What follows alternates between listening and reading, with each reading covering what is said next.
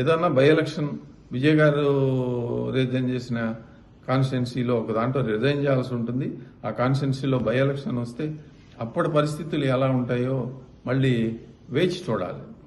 రాబోయే రోజుల్లో ఏ విధమైన పరిణామాలు జరుగుతాయి. తమిళనాడు రాజకీయాలు పూర్తి సెన్సిటివ్గా ఉంటాయి.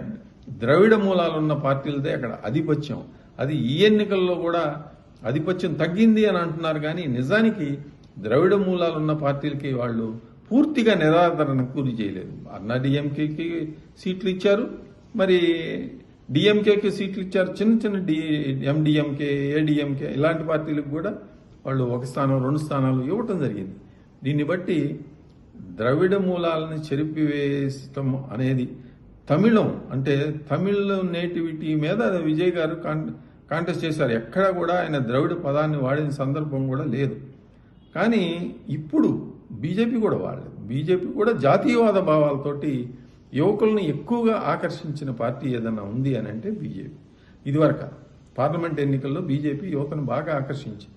అయితే ఇప్పుడు అన్నాడీఎంకే పట్టుబట్టి ఆ ప్రెసిడెంట్ని తీసివేయాలి అని చెప్పి కొత్త బీజేపీ ప్రెసిడెంట్ వచ్చి కొత్త పందాలో వాళ్ళు పొత్తు కుదుర్చుకుని కొంత వెనుకబాటు పడిన మాట వాస్తవమే. అన్నాడీఎంకే బీజేపీ కూటమి దీనివల్ల లబ్ధి పొందింది ఎవరు? యువతనంతా కూడా విజయ్ గారు, ఆయన యువకుడు కాబట్టి, అందులో చరిష్మా ఉంది కాబట్టి, మరి విజిల్, ఆ విజిల్ కూడా పాజిటివ్ సింబల్.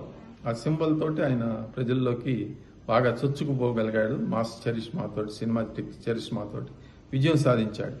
ఏది ఏమైనా విజయం దగ్గరకు చేరువు కావటం ఒక ఎత్తు అయితే, పరిపాలన చేయటం ఒక ఎత్తు. బ్యూరోక్రసీని మరి రాజకీయపు ఎత్తుగడలను వేయటంలో ఆరితేరాలి. మరి ఇవన్నీ కూడా రాబోయే రోజుల్లో దళపతి విజయ్ గారికి పరీక్షలు కాబోతా ఉన్నాయి.